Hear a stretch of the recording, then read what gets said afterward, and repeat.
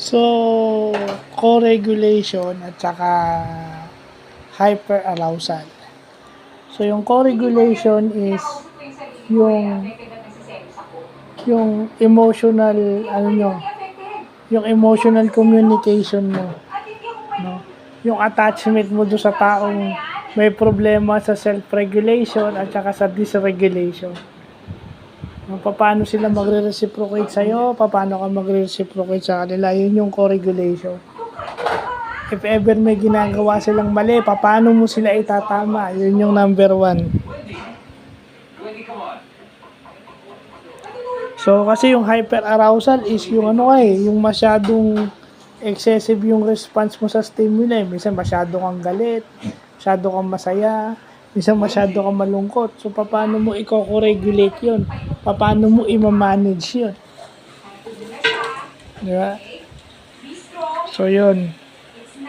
And then, yung hypervigilance naman, yung masyado kang akala mo laging inaaway, akala mo laging may disgrasya or anything na lagi ka nakadepensa, kumbaga sa mga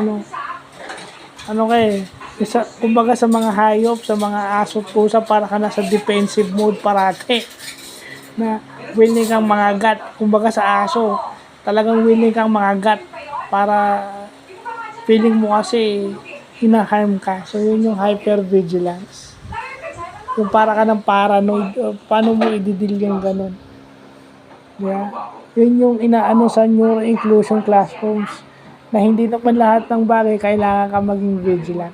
Kaya nga hyper kasi sobra yung pagka-vigilance mo. So, yun yung isang mga disabilities like psychosocial, mental, and learning. Ito yung usually sa mga anxiety, di ba? Yung may mga traumatic experiences sa mga regular na tao. Kaya nga yung mga social worker, tinutulungan nilang mag-cope up yung mga tao. Yung mga psychology, psychiatrist, itong mga tinatrabaho na ito. So, as PWD officer, kailangan aware tayo dito. So, yun lang po.